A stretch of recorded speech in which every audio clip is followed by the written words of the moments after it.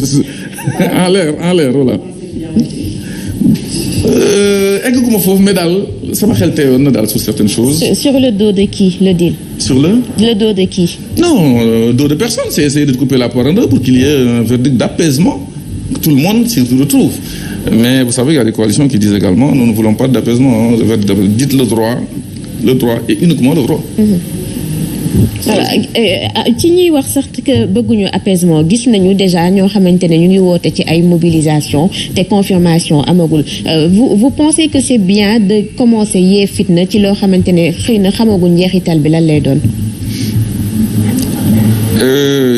c'est pas le mot yee fitna man laay gis dafa fekk ni loo xam ni su ko jaree jar na ko dafa am yoo xam ne jar na ko parce que je me souviens en 2011 2012 fii la ñu nekk trouble dëkk bi yëpp ne suñu maam Ablaye Wade il faut que mu jóge fii parce que mënul def troisième mandat vous vous souvenez coow li bari na fitna bi am na sax fukki nit ak juróom defe naa yu ci décédé. C'est vrai. Mais c'était démocratie dafa am fu muy jaar et c'est des épreuves hélas. Mais bu fekkee jaru ko te ñun ñoo def ay erreurs reconnaître ko woo ñi ngi ci mbedd bi pour gagner par force sur la base de nos propres erreurs et de nos propres fautes. Surtout.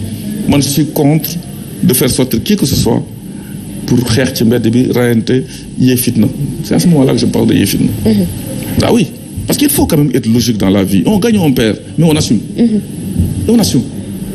Ok alors au regard des dysfonctionnements yi ñu gis ci processus électoral bi yëpp est-ce que gëm nga ni nous serons dans les délais pour dem ci ay élections législatives. waaw loolu tamit c'est un risque ah ñu reporter les élections parce que coow li dana bari lool et xam nga lii yëpp lu ko doon régler mu bañ a am coow lii yëpp recevabilité aller au fond parité xaw ma lan ak lan lépp. C'est de respecter li CEDEAO waxoon mais attention votre système de parrainage là baaxul xoolaat leen ko parce que tamit dañu nekk ci pays bu ñu naan pays de droit mais nga xam ne kuréel yu bari d'ailleurs si sous-régional CEDEAO wala sur le plan Afrique yëpp Union africaine ñun ñoo ko yore aujourd'hui di ko diriger bu CEDEAO waxee dara loo xam ni en droit loolu lay naan le principe de la normativité mooy lu jógee ci kaw moo gën a am importance bu ñëwee dugg ci réew mi au fur et à mesure ba muy wàcc ñun ñu signé ko Cour de justice de la CEDEAO ne attention revoyez ça parce que arrangé wul peut-être le régime en place ñu ni duñ ko appliqué mais lu CEDEAO ne dereen loo xam ni c'est contre le Mali on l'applique voilà. Donc il faut quand même qu'on voit les choses dans le bon sens. Je pense que le parrainage en tel que tel parce que dafay violer le principe bu ñuy naan le secret du vote parce que ku la parrainel c'est comme si votel na la. Tout à fait. C'est pas secret. D'accord alors. bu tax gars yi di dajale ay 2 millions di rey alors que nee na leen indi ay 55 327 ñu dem yéen ay carton pour lan la pour wane ne psychologiquement. Tout à fait. Par A ou par B nous gagnerons. Et s'ils perdent sur le papier ils diront non. indi beneen coow à l'envers. Loolu nag dans une démocratie il faut qu'on accepte de perdre dans la dignité et surtout dans la vérité. D'accord ñi ngi wax démocratie sànq ba léegi mbirum justice mi ngi dellu si waat à chaque fois. Alors aujourd'hui justice boobu tey jii nii dégg nañu ñi nga xam ne les acteurs de la société civile temps yële passé génn nañ ay communiqué ngir wax ni pour la stabilité du pays nañu bàyyi ñëpp ñu bokk yow nan nga gisee loolu. Ah man nag d'accorduma ci loolu. bàyyi ñëpp ñu bokk foo gis parce que nous ne sommes pas dans l'état de nature hein, dans la jungle nous sommes dans une société dafa am ay normes ay règles ñu war a respecter règles yooyu mooy lan mënuñu bàyyi n'importe qui rek tëb dugg ci géew gi nee na damay bëree par force dafa am ay règles ñu respecter bu ñu nee caution c'est une manière de filtrer c'est certes pas le pouvoir censitaire mais dafa am c'est une manière de filtrer wane nu ku jóg rek nee damay bokk.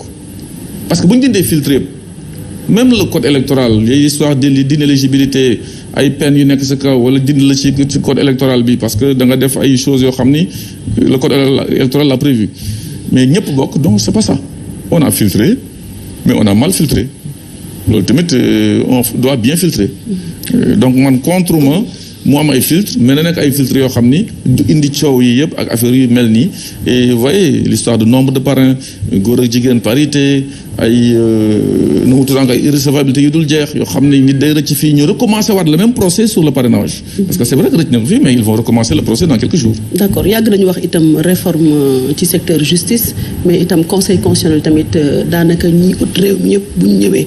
dinañu am lu ñuy proposer excusez-moi mais tey 5 sages la woon 7 sages et jusqu'à présent acteurs politiques yi population yi ba léegi si ñi ngi émettre ay réserves ci ni ñuy joxee léeg-léeg yenn décisions yi te yow lan ngay proposer pour ñu am équilibre pour acteurs de la justice et puis tamit ñooñu nga xam ne ñoo nekk ci kaw a kaw di àtte ñu mën a am benn équilibre. Oui c'est vrai que l'équilibre fu mu amul baaxul.